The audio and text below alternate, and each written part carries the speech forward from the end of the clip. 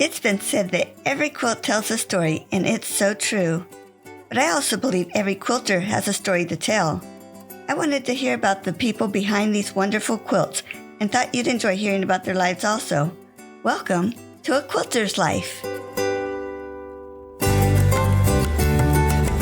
Dora Cary loves quilting for the creativity and freedom of expression it gives her. And she loves the quilting community for the amazing generosity and sense of camaraderie. Her quilts have been displayed in many of the larger quilt shows. I am so thankful that Dora shared about becoming a citizen of the United States and how the freedoms that we tend to take for granted mean so much to her. Dora, thank you so much for joining us on A Quilter's Life. Thank you for having me. It was fun to meet you in your booth at QuiltCon. Oh, yes. QuiltCon was amazing, and I'm so glad to have met you. You had a beautiful booth. Thank you. Yes. I always try, but not always succeed. But yeah. I want to jump back to share where you were born and raised. Oh, yes. Everybody can tell by my accent, right? I was born in Romania. I moved to the United States when I was 32. So I was raised in Romania. Romania is a beautiful country in Eastern Europe, but we don't have any quilting there. We have embroidery, knitting, all kinds of lace making, but no quilting. So I was exposed to quilting much later in life, years after I arrived in US even. What Romania gave me is still, it's priceless. The determination to succeed, the perseverance, and even the skill. Because of the situation we had in Romania at the time, when I was growing up there, it was a socialist country run by a communist party. Anyhow, life was harsh and hard, and there was nothing there really. And we made our own clothes. So that sewing skill really tremendously helped me to start my business as a quilter. When you were growing up, do you have a special childhood memory? Oh boy, do I? Yes. I have many childhood memories that are special. I grew up in a very tight-knit family.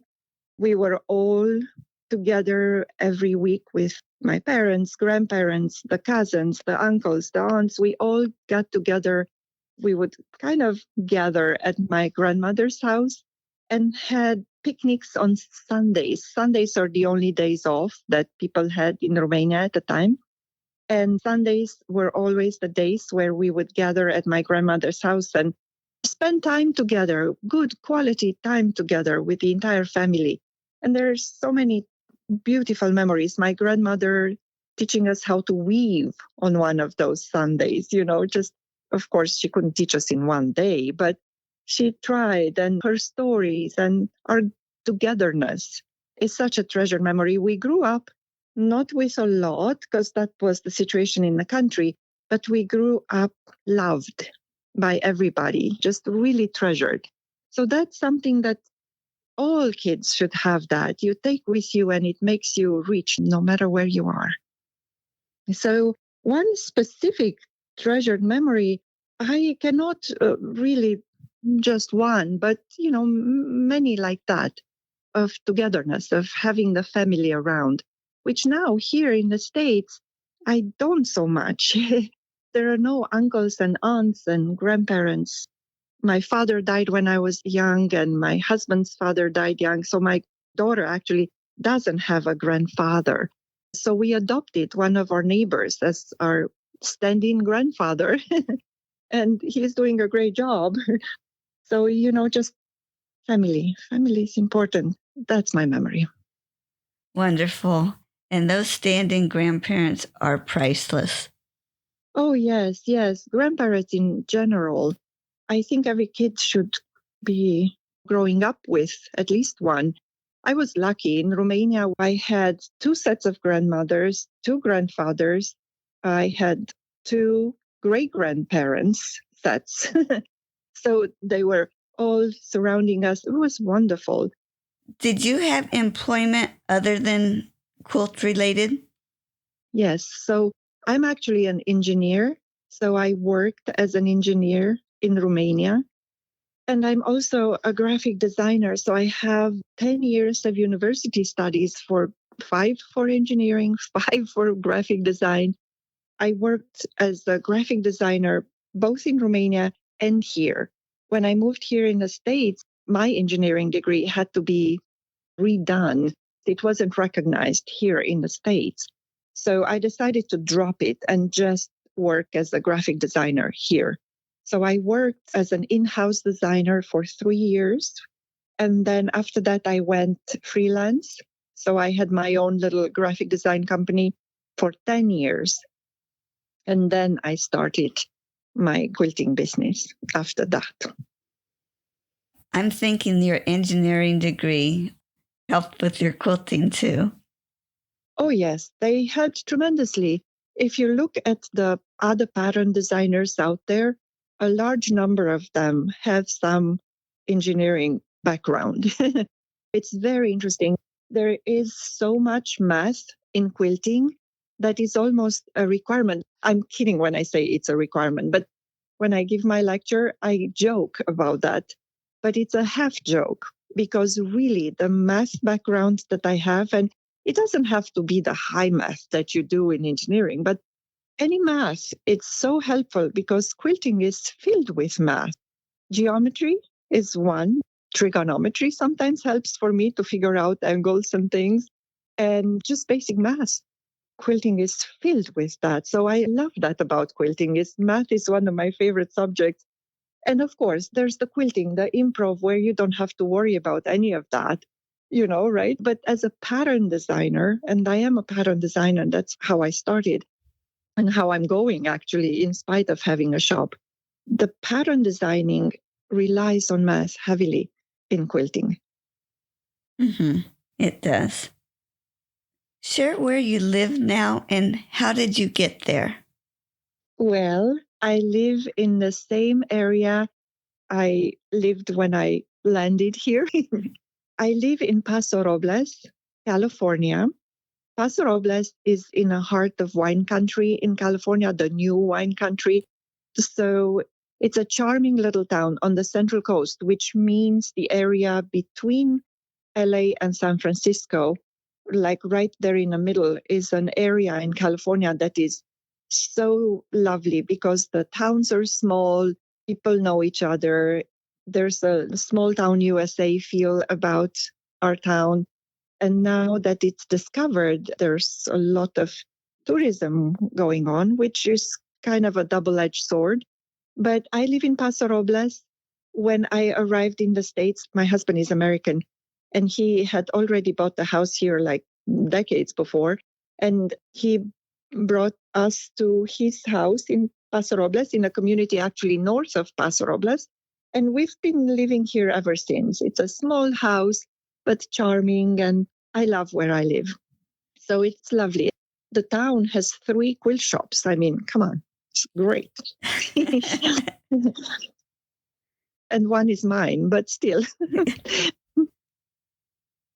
May I ask how you met your husband? Yes. He visited Romania. My uncle was a doctor in Romania, and during communism or socialism, should I say, he ran away. Like, so many people are trying to get to a better life. And the situation in Romania was really terrible in the 80s, especially. It was absolutely horrific. But he managed to run away because the borders were completely closed towards the inside, just not letting anybody out of Romania. So he ran away and arrived after many, many adventures, arrived in United States.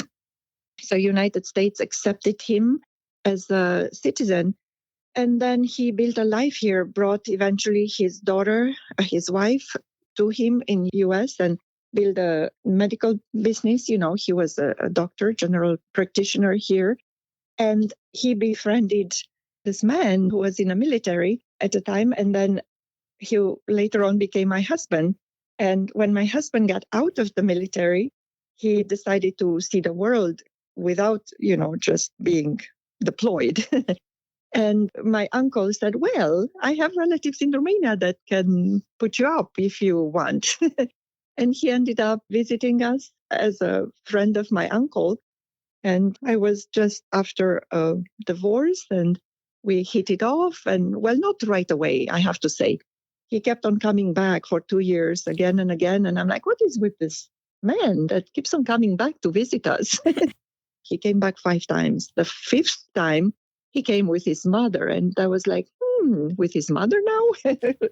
And that's when he proposed. He wanted us to know that he's a serious man. He's not somebody that, we can come into the unknown. So his mother was really lovely. And that's how we met. That's how we ended up being engaged. And then I came here to the States in 2001 in June, and we got married. Then September happened, 2001, right? September 11. And if we would have waited, I probably would have not been able to come for years. So it was interesting how it happened. And it was also just kind of a baptism by fire to be here. It took me 7 years to get my citizenship.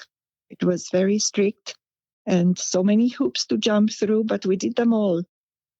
I got my citizenship actually in 2008, the same year I made my first quilt, which is very momentous. Well, congratulations. I know that's a rigorous thing to get your citizenship. It is. It involves many steps and long lines at INS. But, I understood it. I mean, we had to get vaccinated so many times, that make sure that we're not making anybody sick. We had to give declarations that we will never be on the state dough, So you had to be self-sufficient. So declarations that my husband had to sign that we will never be on welfare, which is fair to me. And then language, both myself and my daughter, my daughter, not so much. She became a naturalized citizen through my husband when he adopted her. But for me, learn the language, show proficiency in English. I welcome that. Why shouldn't you be proficient in English in the language of the country you come to, right? The citizenship ceremony was very emotional. We were 3,000 people in a room in LA, and the judge came and presided over all. And there was a little ceremony and a little show, a movie showing the best of America. And there were so many people from the entire world, from every country in the world, I'm sure. And we were all in this room, and there was not a dry eye in the whole room. It was very, very emotional and such a treasured memory. And I still have my citizenship certificate and my little flag that I received as a gift. Oh, wonderful. Mm-hmm. Thank you for sharing that. Yes. I think most immigrants, I think actually maybe all immigrants, I suspect, they're very proud and happy to be here. We all come from places that were not the best. Not that there's anything wrong with Romania as the core of the country, but the governments can ruin a country really fast.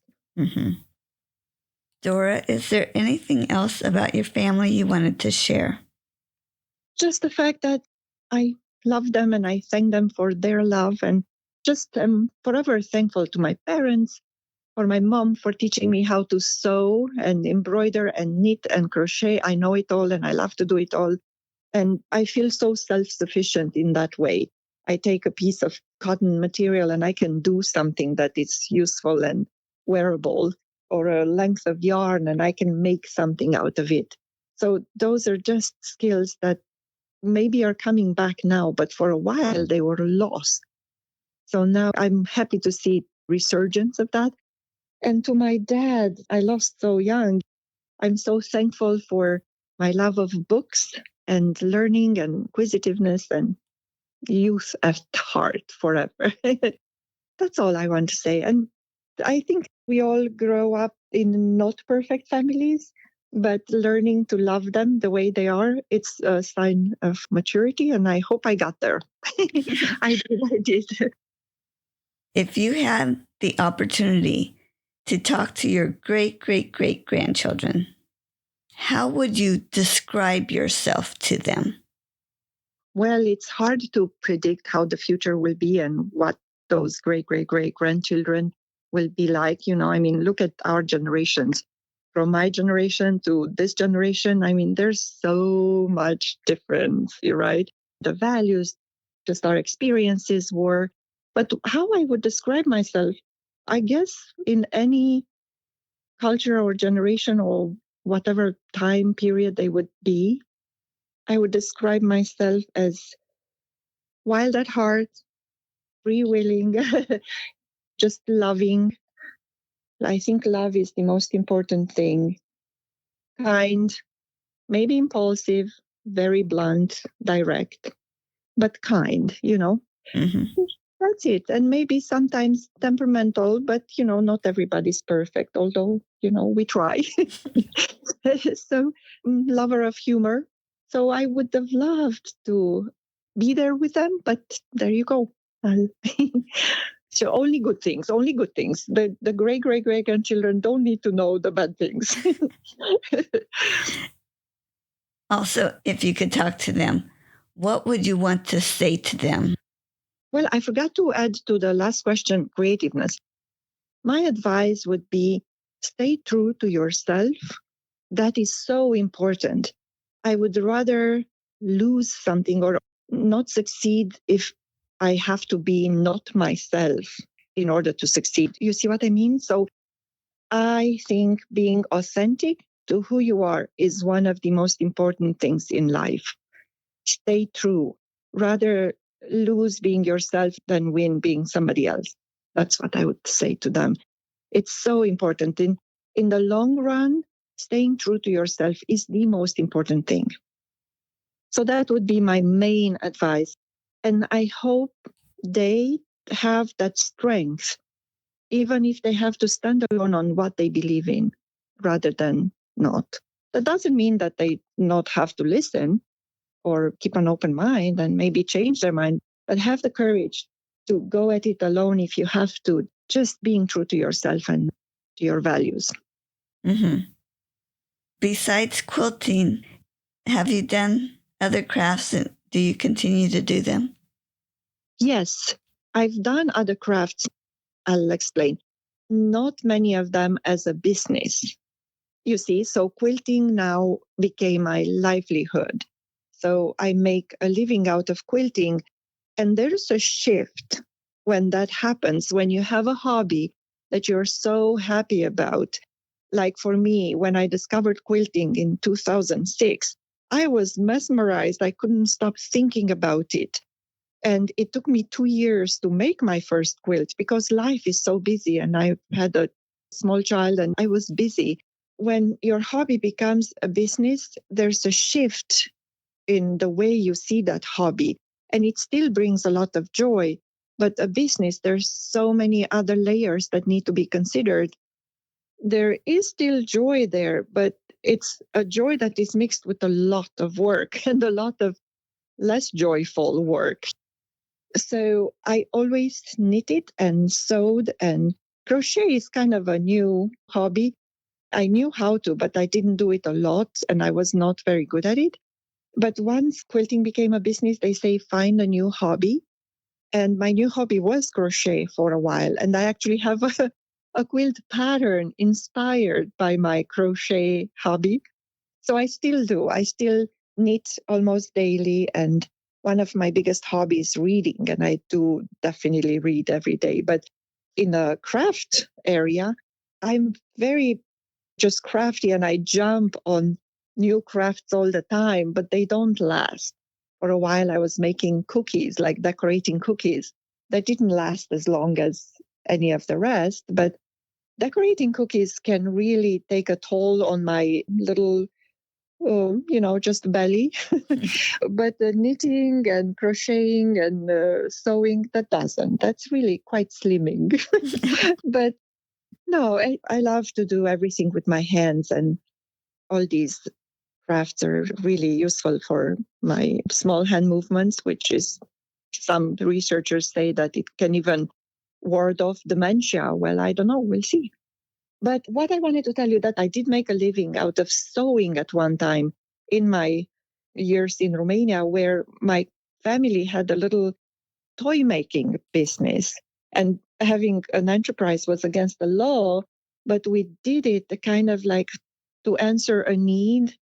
And it was wonderful just making all these toys, the soft toys that were filled with polyester fill, and we scrambled to get material and filling, but we would make them every week at night. We would sew these toys and then sell them on the black market for people that needed a little joy in their life. So it was wonderful. That was a wonderful thing to do and a wonderful business in a way because it was so joyful. Do you also have other hobbies? Yeah, I do exercise regularly. I'm not sure that is a hobby. So I don't do it with that intensity and passion that quilting is for me. When I discovered quilting, I was sure it's a hobby because I could not think of many other things. I was so mesmerized. And the pattern designing, I have a whole bag of notebooks filled with designs. Probably by the end of my life, I won't have time to develop them, but maybe some, the best of them. But my mind constantly looks at pattern, at shapes, and my patterns are geometric because I'm a big lover of geometry, but it doesn't matter. So this creative urge just is there. So this urge, I don't see it in many other areas, say like going to the gym. I go to the gym because I want to be healthy and I want to stay somewhat in shape, right? But I wouldn't call it a hobby. Another urge that I have is traveling. So, yeah, that could be a hobby. I do travel a lot. I like my garden, so I do garden every now and then, but not with the same intensity. Reading is a big hobby because I cannot have a day go by without reading. I like to jump into another life, into another time. So I love that. And I do all kinds of reading, fiction and nonfiction. And I'm like a voracious reader. So if I am to look at the intensity with which I throw myself to a certain activity, my three biggest ones will be quilting, reading, and traveling. And have you gotten to travel very far lately? I do. I travel a lot, but because my mom, who was a widow young, well, at 48, yeah, pretty young, never remarried after my dad passed away. So she is alone. And as the eldest child of hers, it actually would fall on me, but also on my sister. We share that to make sure that she's well taken care of. And she's alone, and I don't want her to be alone. So ever since I moved here, most of my traveling is back to Europe, back to Romania to be with my mom. So I try to make it at least once a year for at least 3 weeks. Some years I go 3 times, like the time she broke her arm. I was there for a month and a half, making sure that she healed properly, and then went back 2 more times that year to make sure that she's fine.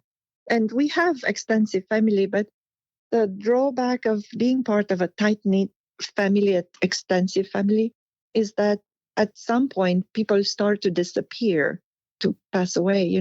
So that's a lot of pain associated with a tight knit large family.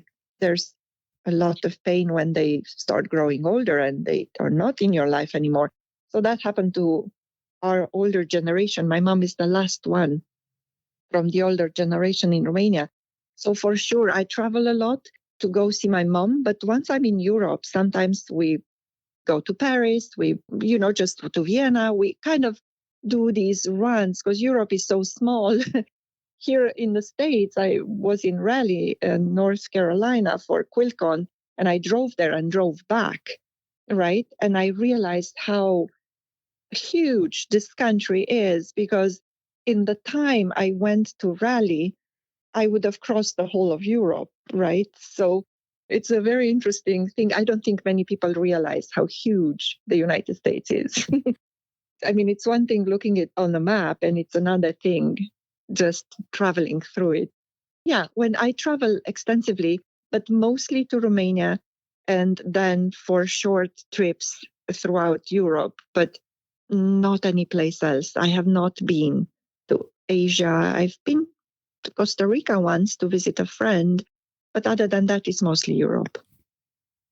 Yeah, that was a long trip for you. I followed your Instagram when you were heading back to California. So, Yeah, that was, just going through a little snowstorm, and it was great. I love these type of adventures. Road trips, I think, are my favorite. Just flying into an airport, yeah, it's not the same as taking a road trip and seeing the nitty gritty, just seeing everything from ground level. It's great. do any of your hobbies show up in your quilting?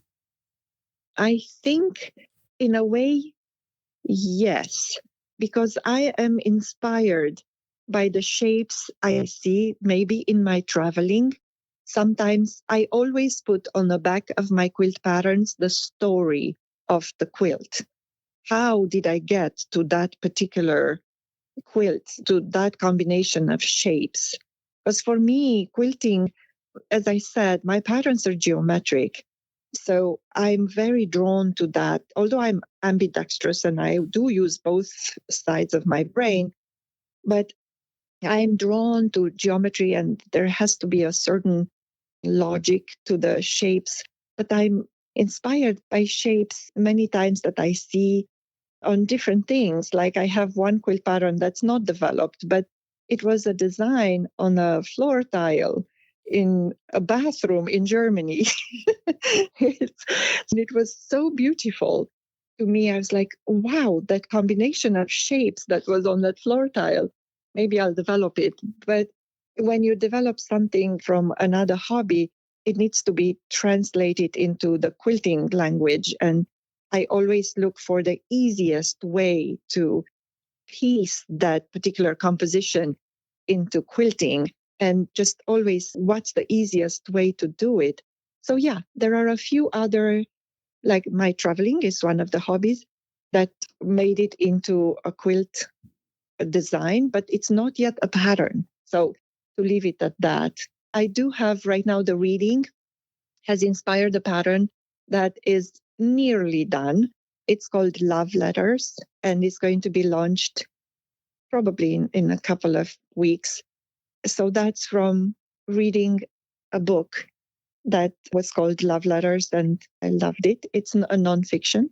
So, yeah, I think everything in life can inspire you. Just everything, looking around, seeing a pattern. Like one of my most popular patterns, arabesque, was inspired by a picture that I saw in a magazine. And the picture was of a chandelier in a mosque. So I loved it. I looked at that chandelier, it was so beautiful. And I said, oh, that would make a great quilt if I can only translate that complex shape into a way that can be easy enough for quilters. I mean, not easy enough for quilters can do very difficult things, but easy enough for everybody to be able to do it. I was a new quilter at the time. And that quilt, arabesque, that is on the cover of my pattern, the blue version, was my third quilt ever made. But I could not stop thinking of it. So until I figured it out, I just stayed at it and stayed at it. And it took me a while. I think it took me a whole week to figure it out how to make that happen. But the pattern worked, and then I made a quilt and I loved it. It's a wonderful quilt, I think. So, yes, I do get inspired by all kinds of things and hobbies and things I see and everything in the world. Mm-hmm. Share who introduced you to quilting. All right. So there's not one who, it's an event.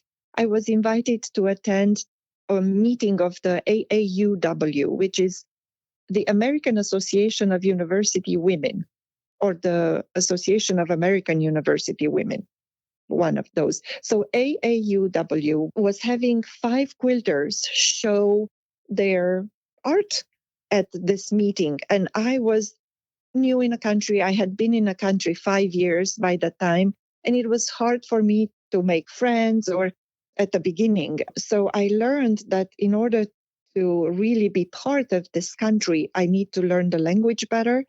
I need to be part of a group or just to go out and meet other people and make friends. So I started volunteering at the library. And through that, I met several new friends. I was invited at this meeting. And just luck will have it that at that particular American University group meeting were these 5 quilters. And I am a pretty confident person by personality. So I was very confident in my sewing skills at the time. In Romania, I used to make my own clothing, right? I had that business making toys. When I got to that meeting and I start seeing this trunk show of creations in fabric by these amazing quilters, I was mesmerized. I was looking at the quilts that were very geometric and complex, some of them. Some were very artful. But I was told that everything is made out of cloth and everything is sewn on a regular machine. And I couldn't see how. I didn't know about blocks and putting them together. So I was looking at these complex quilts with how is this done? I mean, putting a square in there in the middle of something I couldn't understand. So I was like, how? Immediately my engineering mind kicked in. Like, how is this done? So after that meeting, I just could not stop thinking, what is quilting? How is this done? I want to know more. I'm intrigued. I'm in love. So all of a sudden, where before I didn't even know that quilts exist, I have never seen a quilt in my life. But after that meeting, I saw quilts everywhere. It was amazing how much we don't see where we are not aware of that particular thing, or we don't know the story, or we don't know the history, or we don't know. So after that meeting, when I was introduced to quilts, I saw them in my beloved movies. I started looking at the movies. I'm like, oh my gosh, there are so many quilts in the movies. But I didn't see them before. I was completely blind to them. So that's how I was introduced to quilting, through this group, through this event. So that was it. And after that, I wanted to learn more, but life intervened. And it wasn't until 2 years later, in 2008, when my daughter, by mistake, destroyed the quilt of a friend of ours. And I wanted to replace that quilt. I wanted to buy one because I was too busy to make one. But then I was like, okay, I am confident sewer, so I can make a quilt if I put my head to it, I thought. So I started researching quilts, and I went to a quilt shop. I looked at the simple pattern, and a Bargello book was there. So I looked at the book. In the book, there was a technique. Bargello technique is very simple. But I got the technique, so I read the technique. I didn't buy the book, but I bought 10 yards of various fabrics. And I came home and I made a Bargello quilt for my friend, which they loved, the Bargello replacement quilt for the quilt my daughter destroyed. So that's how I was introduced to quilting. After I made that Bargello quilt, I got hooked and I cannot unhook myself. That's it. So that's the story, and I'm sticking to it. And I'm thinking, wow, that was your first quilt. Yes, that was my first quilt. And I encourage everybody, Bargello is such a freeing method. Once you get the method, go with it. You can cut strips on one side, they need to be the same width, but on the other side, they can be different widths. So there are 2 dimensions for the Bargello, right? And if you do that, you can play with positioning and widths and colors, and it's such a freeing technique for sure. Wow. Do you happen to have a favorite quilt, whether it's one you made or one you've seen somebody else make? I like a lot of quilts, but some of my favorite, because I'm not very comfortable in that area, are the improv quilts, where you can just be freely combining something and just go with it. One of my favorite that I've seen is one by Joe Cunningham. Joe Cunningham is a quilting artist in San Francisco. And he had one based on the New York Beauty. And the New York Beauty pattern in itself is one of my favorites. I love that pattern for many things, including what it represents. But Joe Cunningham had his take on the New York Beauty. And it's a great quilt, very improv, with a decomposed sort of New York Beauty with a lot of stripes. I love stripes in a very unusual way. That's one of my favorite quilts out there. And if he ever sells it, but I cannot afford Joe's quilt. Anyhow, and of mine, I'm the opposite of improv, just it's so funny. I try to let it go, but I can't so much. But one of my favorite patterns, the way it looks by geometry, is arabesque. But also the other one that is more improv in a way, more letting it go, is the pattern called Only One. So Only One is a pattern that takes one fabric. It's a simplified version of a one block wonder. And I love that pattern because it gives you freedom in that you can choose a large print, large repeat fabric or panels or what have you. And you can make a very unique and artful quilt with just one fabric. And where the skill comes in hand is not in the piecing. The piecing is pretty straightforward, but it's in the way one would arrange the created blocks. So that gives so much freedom to everybody to take these blocks, and there's nothing fussy about it, no fussy cutting, no nothing. You just cut as the fabric comes and make the most of the blocks that are obtained.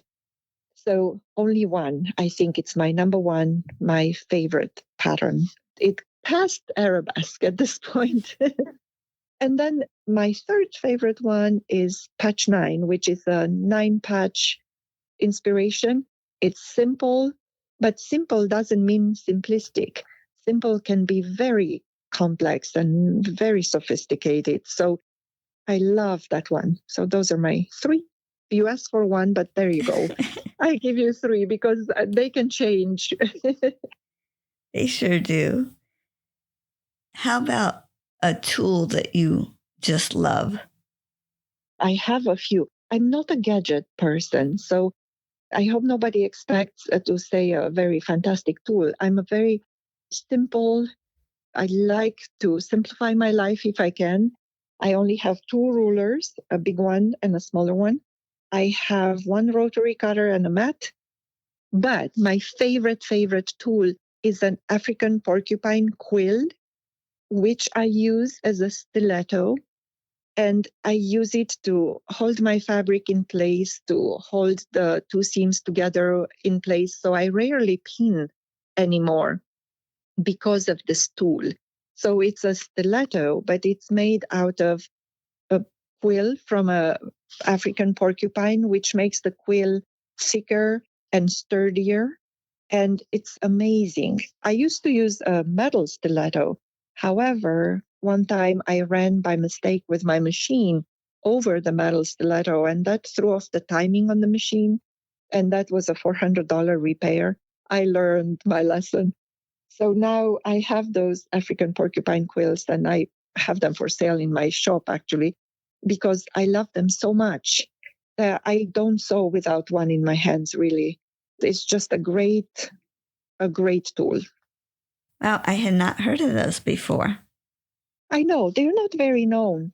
I found them by chance because I hurt my machine and I looked for options to just have a stiletto that helps me be way more precise in my stitching, but without having that harshness of the wood or metal stilettos, or even hard plastic stilettos can still harm the machine. So it was a teacher, I forgot now her name, a long time ago. She came to our quilt guild and she had this African porcupine quill stiletto. And I'm like, oh my gosh, this is the perfect tool. And that's how I embraced them. Wow. African porcupine quills that I have, they don't harm the porcupines to collect them. The porcupines shed these. and then somebody collects them, and I buy them actually from a guy in Africa that has a path where the porcupines are walking through his property. And that's how I bought them. That's wonderful. And you're supporting a small business. Yes. When you're quilting, do you have a step in the process that you really look forward to, or do you like each step along the way? Because I'm a pattern designer, I rarely use other patterns. But that was actually from the beginning. That's how I created my first pattern. I was taking a class, and the teacher had all these patterns for her foundation paper piecing class. Not that I didn't like any of them, but I didn't find them as interesting as I wanted to make. So I said, would you mind if I do my own thing with your technique? I mean, it wasn't her technique, but would you mind? No, no, no, no, no. She was so lovely. So I ended up doing my own thing. And I noticed that there are kind of two type of quilters out there. Some that love to have a pattern so they don't have to think about all the math, and some that have a pattern as a beginning. I start with this, but I go my own way. So my favorite part of quilting is actually creating the new pattern. I see something that inspires me. Okay, let's get something out of this that is fresh and new and unique for me.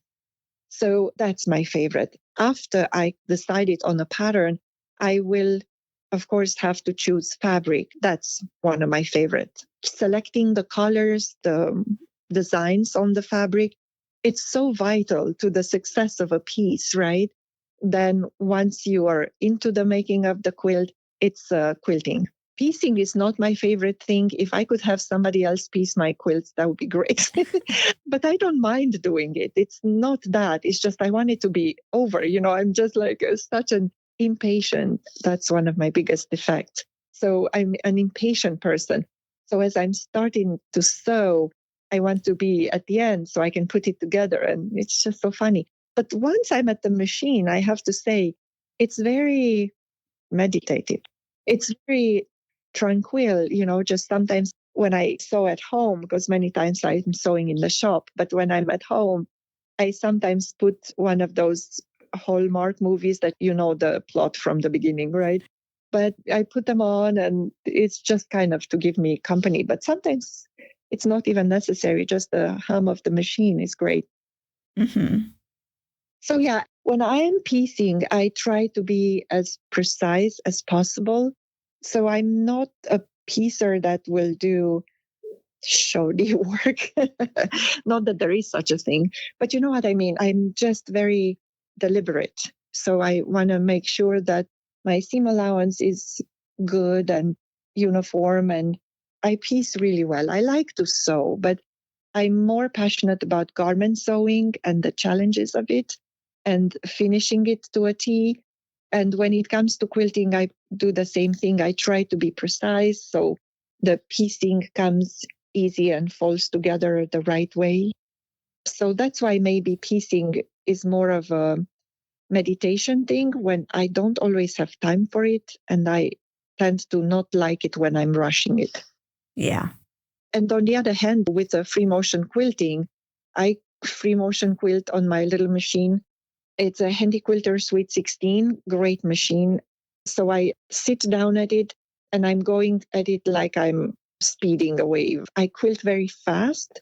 So I love that. I know that in a couple of hours I can finish a quilt. It doesn't have the same limitations as piecing has. If you want to be good at piecing, you need to slow down a little bit, at least in my experience. So here with free motion quilting, that's why it's one of my favorite. I just go to town. It's like, woo, through the whole thing in a couple of hours. I actually like the whole process, I'm coming to realize, because hand binding my quilt is another favorite. Hand binding is just, I love it so much. And I do the blind stitch every quarter inch or less. So it's really well done. But I just love it. I love to put my binding by hand. So some people say, oh, I just want to get that quilt done. For me, no, I just enjoy that quiet time. and just hand binding, and it's rhythmic movement, and you see how well it gets done, and the corners are perfect, and it's just wonderful. There's a lot to love about quilting. Oh, yes, for sure. When I make quilting for a charity or to give to somebody I love, it's my last chance to put all the good thoughts and prayers in that. That's a good, quiet moment in this busy, busy life, where you can just slow down and focus on a job that will finish a beautiful piece. Uh-huh. Share your worst quilting experience. My first pre-motion class that I took was with a new quilting machine. It was a Pfaff Grand Quilter, so new machine to me. It's practically an industrial machine. I only had half an hour of training on it before I arrived in class. I was almost brand new quilter. I think I'd done by that time my first and second quilts. My first quilt went to my friend whose quilt was destroyed. My second quilt, with an attempt to quilt it myself, went to my mom because it was such a horrible work that I did that only my mom could love that quilt. So I decided I need to take a free motion quilting class because it's not working quite as well as I thought it would. And I arrived at this class with my brand new machine and very little knowledge of everything. And the class is about free motion quilting and thread painting. And the teacher was giving us directions, didn't ask what's the level of our knowledge. So she said, make a quilt sandwich, but put a fusible web on one side of your fabric. And she gave us pieces of fusible web. And you know that this fusible web, many times, this particular one at least, had a paper backing. And I did not know that you're supposed to iron it and remove the paper backing. So nobody told me that part. So I ironed this thing and then I made the sandwich with the paper backing in. And then the teacher did not check. And well, it was a pretty big class, but then she said, now start quilting. She kind of showed to some, but I was towards the back of the class. And I had this sandwich that was slipping on me because of the paper, but I did not know. So I pinned it as best as I could, and we started quilting. And my quilting machine was the industrial Pfaff machine. And here I start, and I pressed the pedal like I was told to press the pedal to the metal practically, because that's how I was taught. The person that showed me how to quilt said, just you select your speed and then you just don't worry about it. You press it to the bottom and that's how you quilt. And we started quilting and I was at the back of the class. And when I pushed, everybody was like, do, do, do, do, do, do, do, do, do.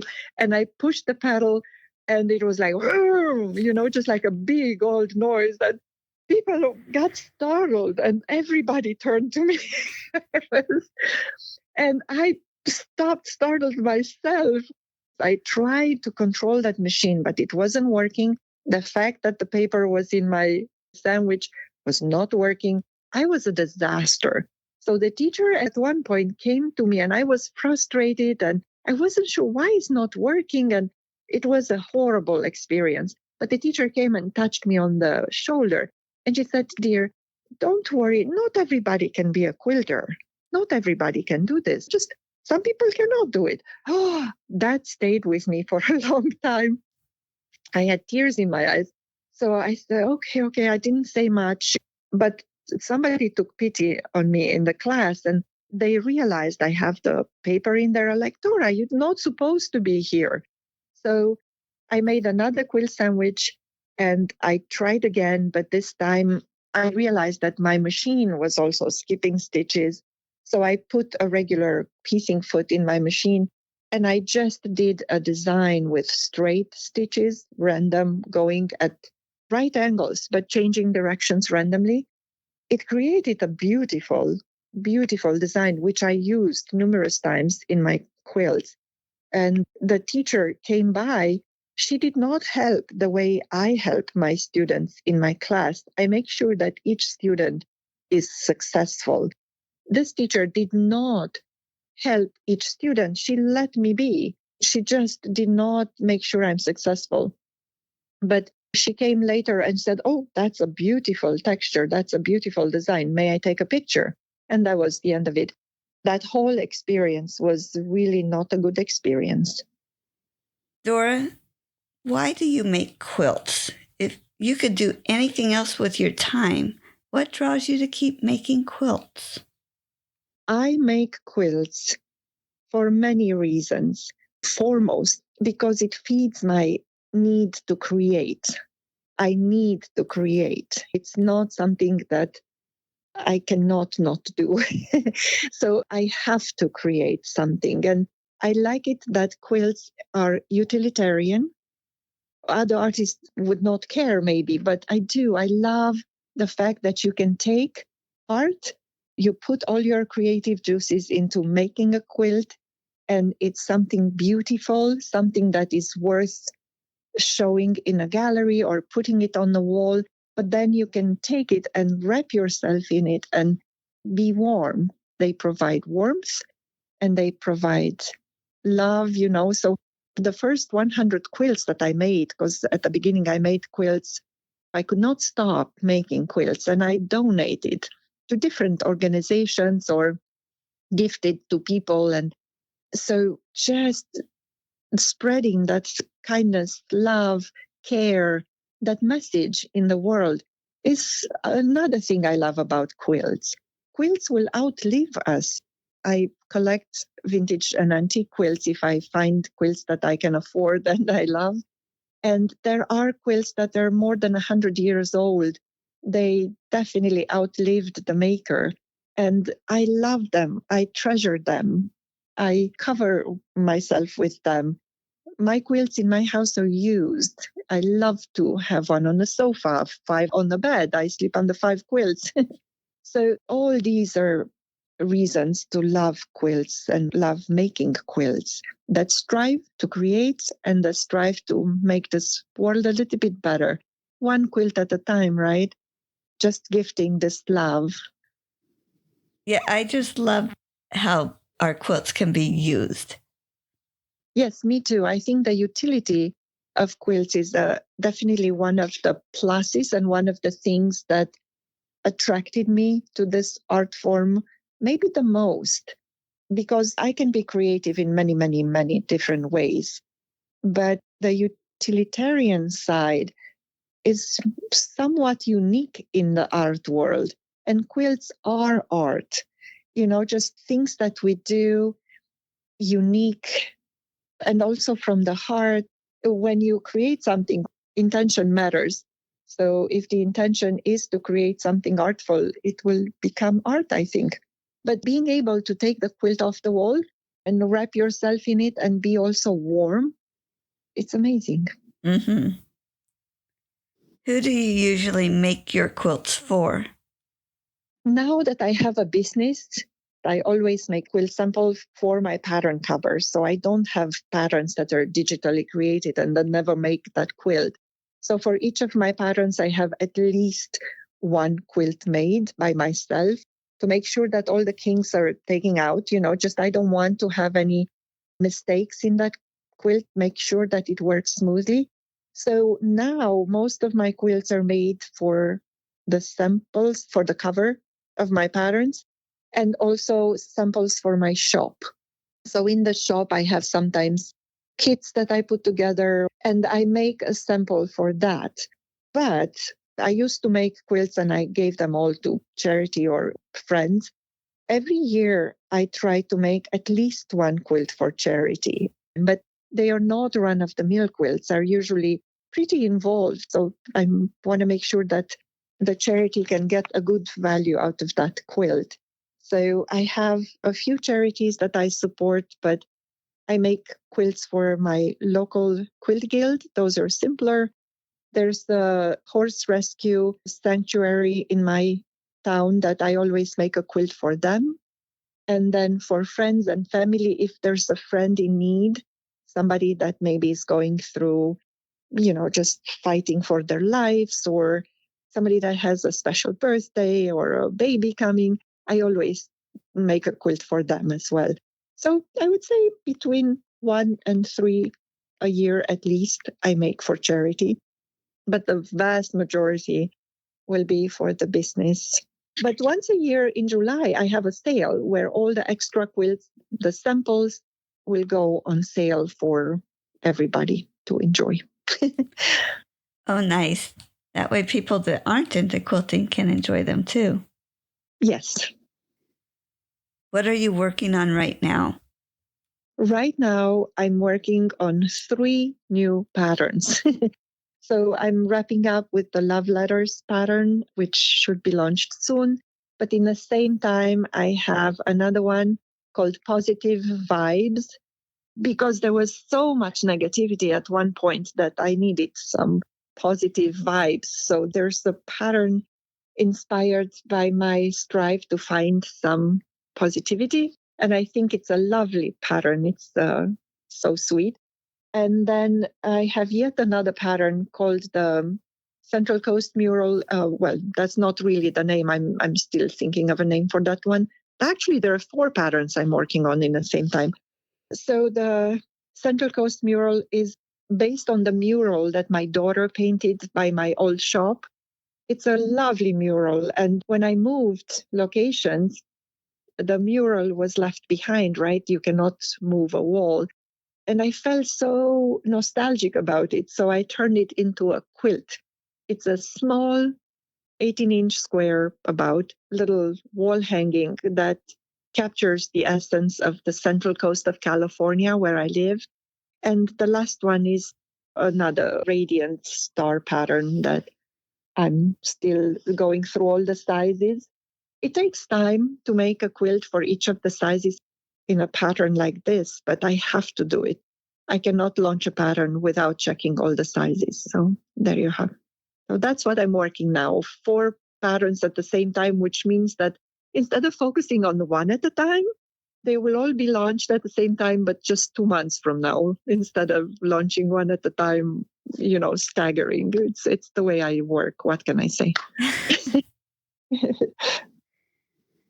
Share a quilting tip. Slowing down a little bit, I think. I see a lot of quilters in my class that are very, very fast, and then the pieces don't fall in the right way. For some quilters, it doesn't matter, which is fine. I will not mess with the method that works for everybody.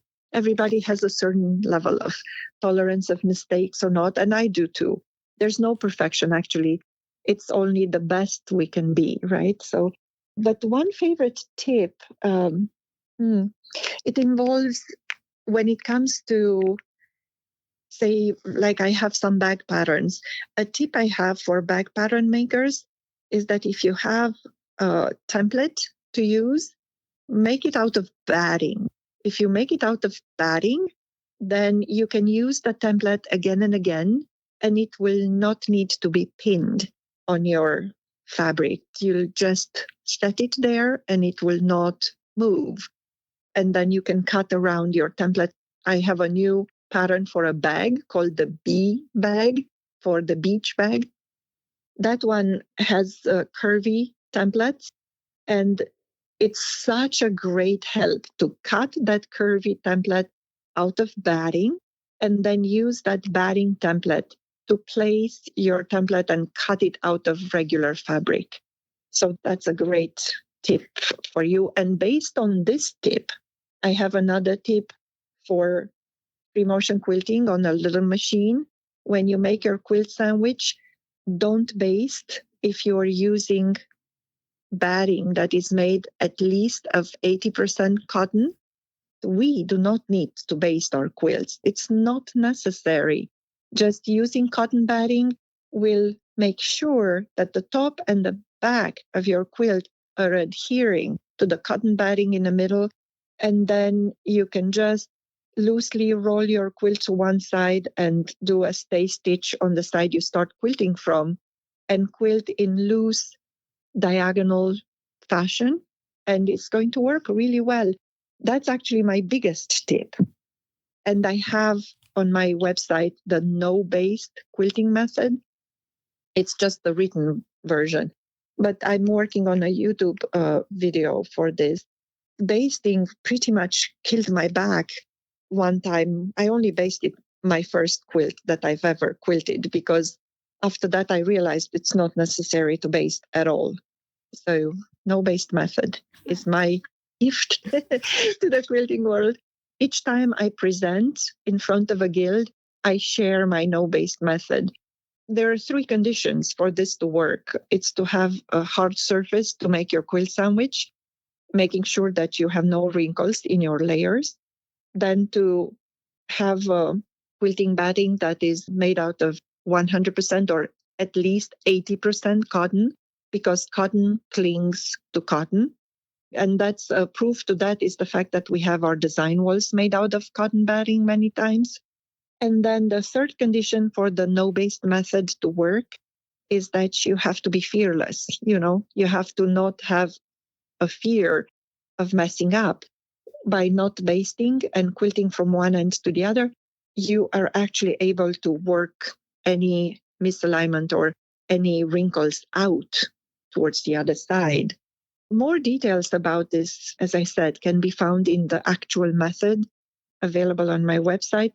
I remember when I basted my first quilt, being 6'1" and leaning like that over my quilt, it really threw my back off for a long time.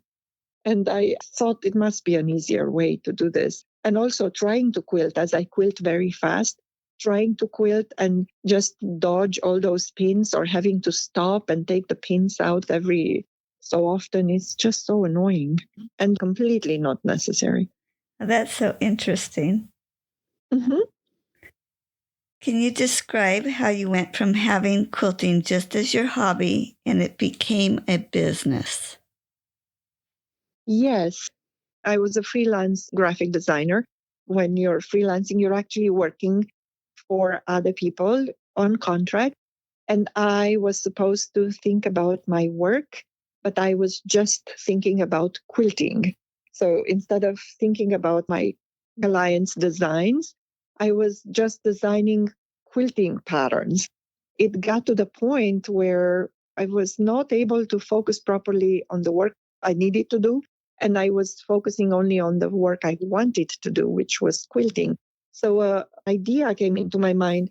Why wouldn't I try to make a living out of quilting so that way I don't have to just force myself to work for something I don't want to do and just do quilting all day long and I'm going to be so happy. They say you don't work a day in your life when you do what you love. Let me tell you, when you do what you love, you work 24/7. But I'm so happy. Just doing what you love doesn't mean that you're not going to work. It means that you work nonstop because you cannot stop doing what you love, right? So you're going to work, work, work. I'm a little bit of a workaholic as it is. But that was the transition when I realized that I would rather be quilting all day long instead of taking any moment to do what I need to do to make a living. So then I started thinking of let's find ways in which I can make that happen. We all want to start something and be successful immediately. It's not working like that. It's a lot of work and perseverance and days and days and days. And success comes after years of hard work. So for me, I started with a pattern. I'm like, let's see if I can even sell one pattern. So I put one pattern on my Etsy shop. And then I put another pattern, and the sales were very almost non existent. Then I put together a lecture and another pattern. And I went to an organization that looks at lecturers and teachers to share their knowledge into the quilting world. By the time I put a lecture together and I knew where I want to go, I had already released 8 patterns on my Etsy shop. So when I started lecturing around local guilds and I went to this organization and I presented my lecture, I was booked by 30 guilds throughout California, north and south and all over. And then I started teaching. I taught in Arizona and Utah and in a couple of other places, usually connected to the shows I'm going to. So then it's kind of snowballed from there, where I realized that, wait, I can make a living with teaching and lecturing and pattern sales. By these lectures, my pattern sales increased. So it was at this point that I closed my design business completely. I didn't have to rely on it anymore. And I dedicated myself entirely to quilting. And I decided to make it work. I went to a quilt market where I presented my patterns to all the distributors in US. And I made a really beautiful brochure, and all of them, with the exception of one, picked my patterns that day to represent me. So that was great because my pattern sales skyrocketed after that. The story gets more convoluted with the pandemic and all that, but pandemic is what caused me to open a shop. Please share the name of your business and tell us how you came up with the name. The name of my business is Orange Dot Quilts. So all these words are spelled out. There's no dot. So the dot is DOT. When I decided to build a quilting business, of course, any business has to have a name, and the name has to reflect, for me, the things I love. That's what I wanted to reflect. What I love. I love quilts. I love the color orange. I love polka dots. I also love a lot of other things. I love my husband, my daughter, my dogs, but they have nothing to do with the business, right? So for the quilting world, orange, dot, and quilts, in my opinion, showed immediately what my loves are. What's interesting about this name is the reason I love the color orange, and I will share that with you. As I already shared, I grew up in Romania during a time when Romania was still under the rule of Communist Party and was a very, very hopeless socialist country. So it was a socialist regime that we had managed by the time I was a teenager there to bring the country to its knees. So everything was gray and hopeless and absolutely depressing. So every now and then, just returning home from school, say, I would see the beginning of beautiful, beautiful sunsets. And my family lived at an apartment at the last story of a tall apartment building, one of those communist apartment buildings that are really, really crowded, tiny, tiny apartments. The kitchen window was facing west. So I would rush home, and my entire family is very sensitive and artistic. And we would crowd into that kitchen window. It was a small kitchen window facing this gorgeous sunsets that would show every now and then. And that orange, bright, beautiful sunsets brought us so much joy. And they were in such stark difference to our gray, hopeless, terrible lives that it was just, you could not help but fall in love with orange. Honestly, that love of orange, and especially coming from the West, is not lost on me as the source of this beauty. So those gorgeous Western sunsets gave us so much hope and optimism. And ever since then, the color orange for me is a color of hope and positivity and optimism and joy.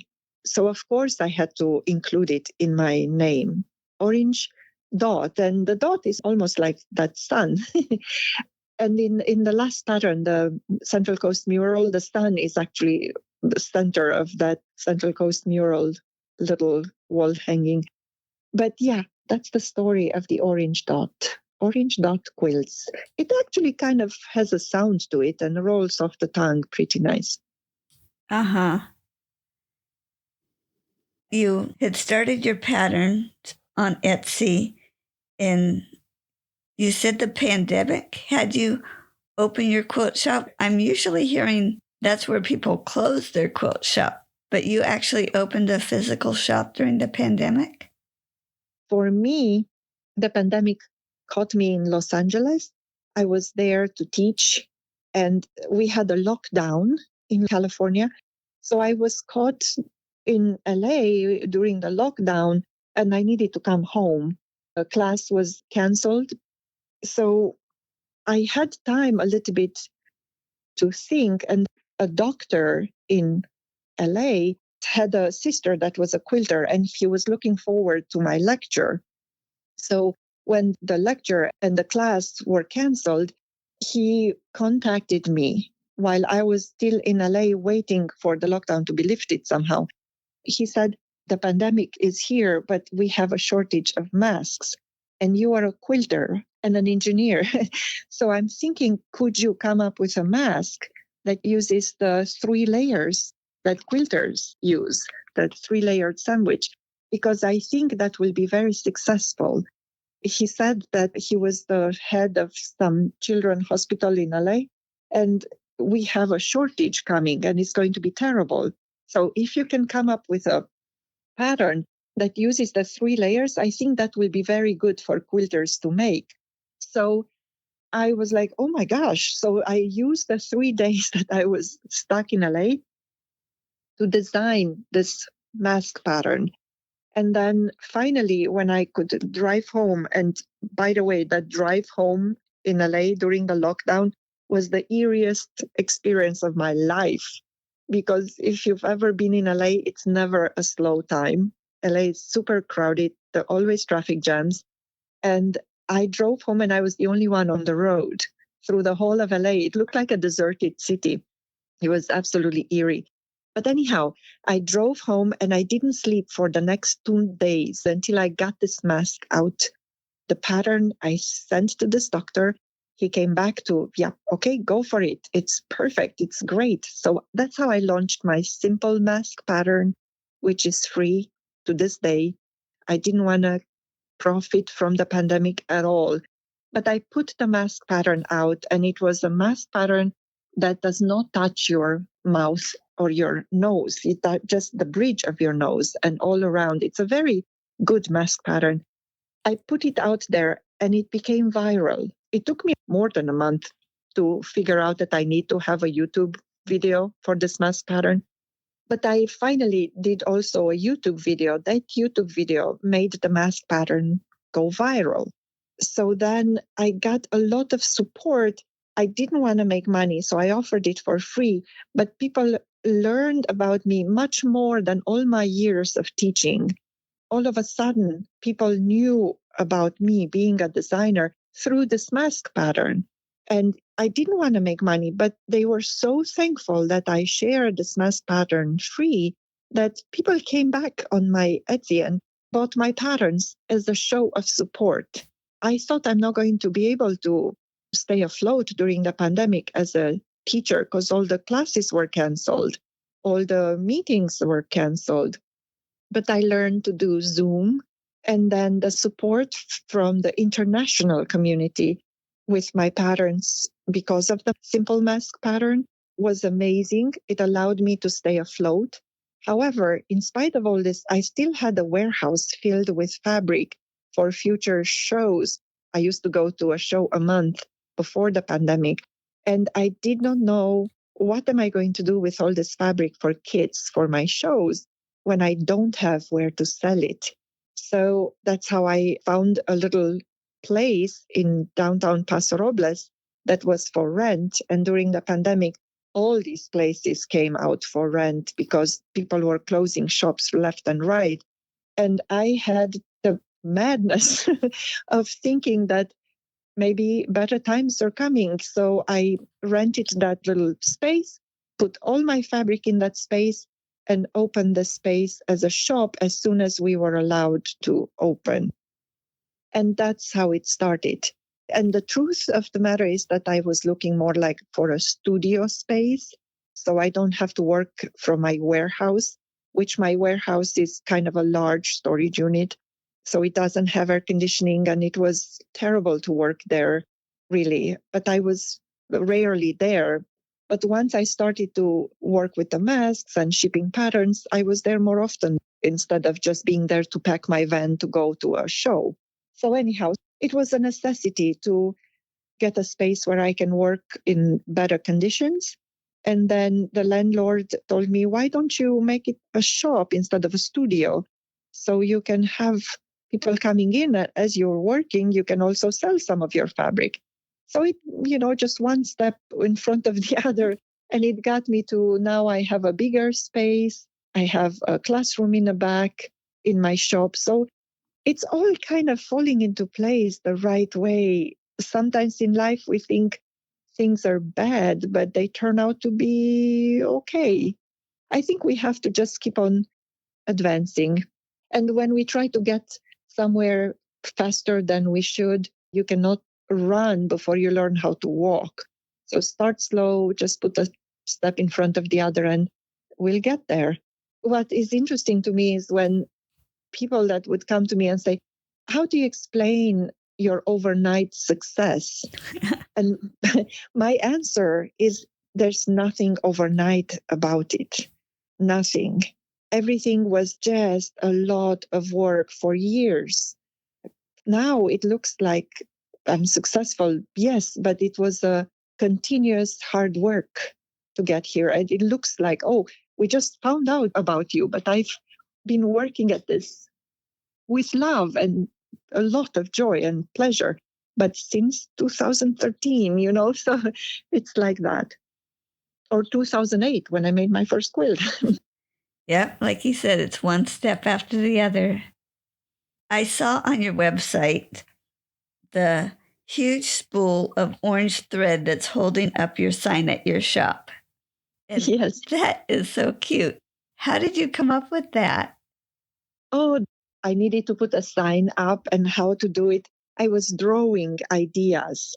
So for me, like all my patterns start with a pencil draw idea, a sketch.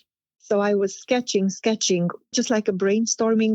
Both of my degrees and both of my jobs, engineering and graphic design, really helped me a lot.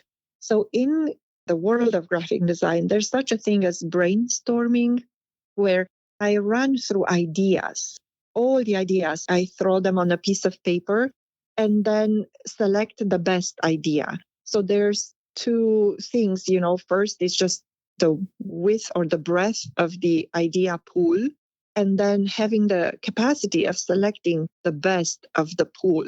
So that's what I did. I was thinking, okay, what can represent sewing at a glance? Well, of course, a spool of thread comes among those ideas, but my first one was a thimble, actually. So I was like a thimble, then a spool of thread, then a pair of scissors, then maybe a seam ripper. So I put all of those symbols of quilting and sewing that can, at a glance, tell somebody this is a shop related to sewing. So in the end, from all of those ideas, I settled on the spool of thread because it could easily use the color orange in it. So with an orange spool of thread, the message was almost entirely there. So that's how I settled on that. And then I have a good friend of mine, our adopted grandpa, who built that spool for me. So it was really a great combination of creativity and talent and all that. And we made it work. It is so cute. I love it.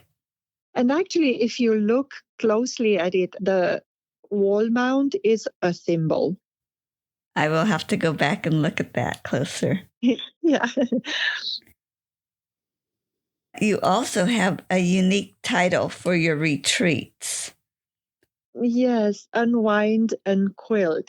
When I decided to offer retreats, I wanted to offer a retreat the way I would like to take a retreat. A retreat where you are free to work on what you want, but there's also classes available. A retreat where I have time to explore. Everybody has a different personality type. So my daughter did a test on me and I came out as a radiant introvert, which means I love people and I love being among people, but I'm also super happy on my own, which is so true. I am fine on my own. I don't need to be in a group. But when I am in a group, I enjoy it. So I wanted a retreat geared to people like that are okay to also explore on their own if they wish to. So Paso Robles is the new fangled wine country. So we have over 300, if not nearly 400 wineries here. And wine is something that so many people enjoy. I'm not a big drinker, period. And wine is like half a glass of wine, maybe a glass of wine once a month is pretty much the extent of my drinking. So wine country is lost on me. But I see that other people enjoy wine a lot. So I thought, okay, I want a retreat where people relax and quilt, but we are in a wine country. So I wanted a play on words, unwind, but spelled unwind like you were whining, actually, like you were enjoying wine. And part of the retreat, there's one local winery that will come and do a private tasting for us. And also, we go to one local winery and do a tasting and a picnic as well during the retreat. So that's how it came. Again, I was looking for a name that defines and explains the retreat really quickly. So unwind and quilt means relax, drink some wine, and quilt. I thought that was so unique. Oh, thank you. Dora, is there anything else about your business you wanted to share? Just the fact that the new shop is in downtown Paso Robles. I hope whoever listens to this interview will consider stopping by and visiting the shop. I hope also that people are interested in the no-based method, which is available on my website at orange.quilts.com. Thank you for giving me the opportunity to talk about myself. I mean, who doesn't like to talk about themselves, right? I should have you over and ask you questions to talk about yourself. But thank you for the opportunity to be on your podcast. Well, it was so wonderful to have you and to hear your story, Dora. You're welcome, and I thank you. Bye-bye. Goodbye, and let me tell you in Romanian how we say goodbye. La revedere! Oh, that's so wonderful. Thanks so much. Bye-bye. Bye. You can find more stories on aquilterslife.com or subscribe on your favorite podcast player so each episode will be downloaded automatically. Also, I want to hear about you and your wonderful quilts. Please contact me, Paula Chamberlain, through the website to set up an interview. And as always, thanks for listening.